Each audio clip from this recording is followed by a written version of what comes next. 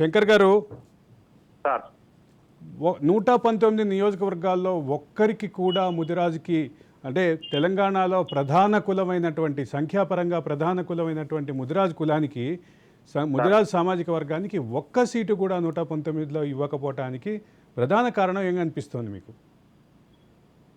ప్రధాన కారణం అంటూ ఏముంటుంది సార్?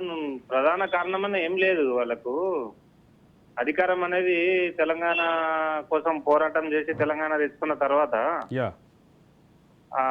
బతుకమ్మలు ఆడింది ముదిరాజు మహిళలే, యా బోనాలు తీసింది ముదిరాజు మహిళలు, అసైదులు ఆడింది ముదిరాజులు, తెలంగాణ ఉద్యమం కోసం ప్రాణత్యాగం చేసిన దాంట్లో ముదిరాజులు పోలీస్ కిష్టయ్య తొలి అమరుడు ఉన్నాడు.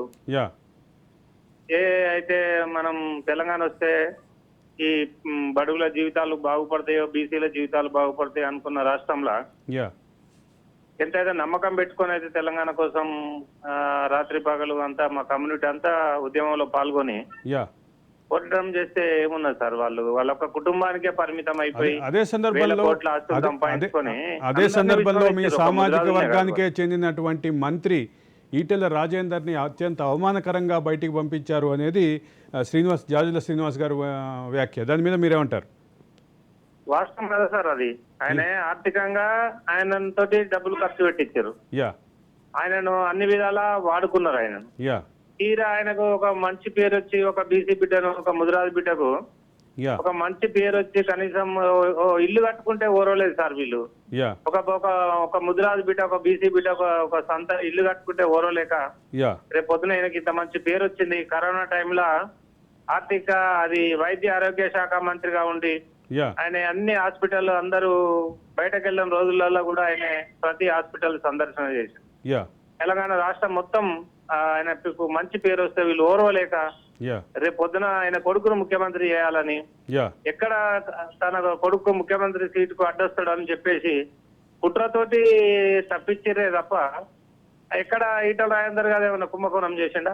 ఆర్థిక మంత్రిగా పనిచేసిండు 5 సంవత్సరాలు. పేద పిల్లలకు హాస్టల్లో సన్న బియ్యం తెచ్చిండు ఈటల రాజేందర్ గారు ఉన్నప్పుడే పథకం. అదే మా ఈటల రాజేందర్ ను బయటికి పంపిన తర్వాత ఆ పార్టీకి శని చుట్టుకున్నది సార్. అంతే అంటారు. శని చుట్టుకొని ఆ పార్టీ పోయింది. యా ఈటల రాజేందర్ నా షోకి వచ్చినప్పుడు కూడా ఈటల రాజేందర్ ఇదే షోలో పాల్గొన్న సందర్భంగా కూడా నేను ఒక క్వశ్చన్ అడిగాను. 2014లో మీరు కేసీఆర్ వెంటున్నారు, అప్రతిహత విజయం సాధించారు. 2018లో కేసీఆర్ వెంటున్నారు, అప్రతిహత విజయం సాధించారు.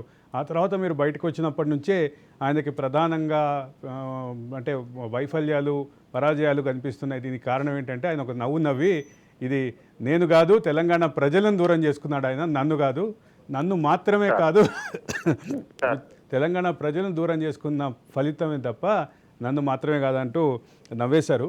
యా ఒక నిమిషం శంకర్ గారు లైన్లో. సొంత సామాజిక వర్గం సార్. యా శంకర్ గారు, ఇక్కడ మనకు కొందరు ఫ్రెండ్స్ ఉన్నారు. ఎప్పుడైతే మీ ఈటల రాజేందర్ గారిని కేసీఆర్ బయటకు పంపించిండో అప్పుడే ఈ పార్టీకి చెంది చూసుకున్న లత్తగొట్టింది ఈ పార్టీ అని వాళ్ళే ఆఫ్ ద రికార్డ్ మాట్లాడే సందర్భాలు ఉన్నాయి సార్. యా శంకర్ గారు లైన్లో ఉండండి. మనతోటి బీసీ ఉద్యమ వేదిక వ్యవస్థాపక అధ్యక్షులు సాంబశివ గారు ఉన్నారు, అట్లాగే జాజుల శ్రీనివాస్ గారు జూమ్లో ఉన్నారు. సాంబశివ గారు ఏమనిపిస్తుంది? నిజానికి ఇందాక మిత్రుడు చెప్పినట్టుగా కావచ్చు, అలాగే జాజుల శ్రీనివాస్ గౌడ్ గారు చెప్పినట్లుగా ఈటెల రాజేందర్ అనే ఒక ఉద్యమకారుడు తెలంగాణ ఉద్యమంలో మేము ఉస్మానియా యూనివర్సిటీలో ఉద్యమం చేస్తున్న క్రమంలో ఆ రోజు అనేక మంది విద్యార్థి ఉద్యమకారులం కేసుల పాలైనాం. కేసుల పాలైనప్పుడు ఆ రోజు జైళ్ళలో, చెర్లపల్లి జైళ్ళలో కావచ్చు, తదితర వేరే పోలీస్ స్టేషన్లో అక్కడక్కడ ఉన్న విద్యార్థి ఉద్యమకారులను బయటకు తీసుకురావడానికి అక్కడ ఆ రోజు ఎవరికి శక్తి సరిపోలేదు. ఆ రోజు ఆర్థిక శక్తి ఎవరికి లేవు. కానీ ఈటెల రాజేందర్ అనే వ్యక్తి ఆ రోజు ఇవాళ మీ యొక్క రాజ్న్యూస్ ద్వారా చెప్పదలుచుకున్నా, ఆ రోజు విద్యార్థి ఉద్యమకారులకు బెయిల్ ఇప్పించింది ఈటెల రాజేందర్ ముదిరాజ్. ఆ రోజు ఆయన సొంత డబ్బులతోటి చాలామంది విద్యార్థి ఉద్యమకారులను బయటకు తీసుకొచ్చిన సందర్భం.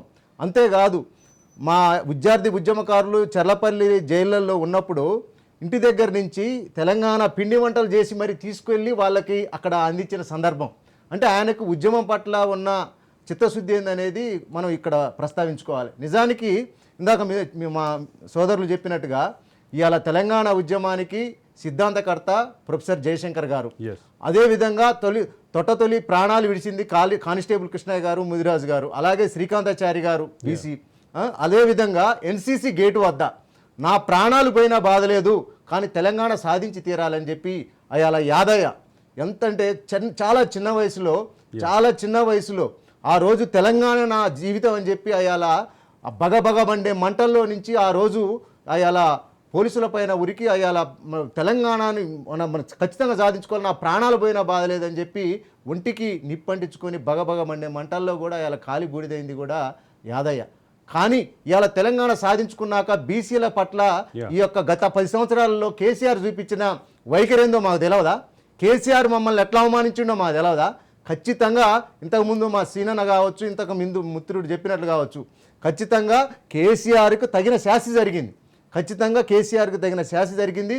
ఖచ్చితంగా ఇదే విధంగా భవిష్యత్తులో కూడా బీసీల పట్ల ఇప్పుడున్న ప్రభుత్వాలు కావచ్చు, భవిష్యత్తులో ఇంకే ప్రభుత్వం కూడా ఇదే విధంగా ప్రవర్తిస్తే వారికి కూడా అదే విధంగా మేము ఖచ్చితంగా శాస్తి చేస్తామని కూడా రాజ్ న్యూస్ ద్వారా చెప్పదలుచుకున్నాం.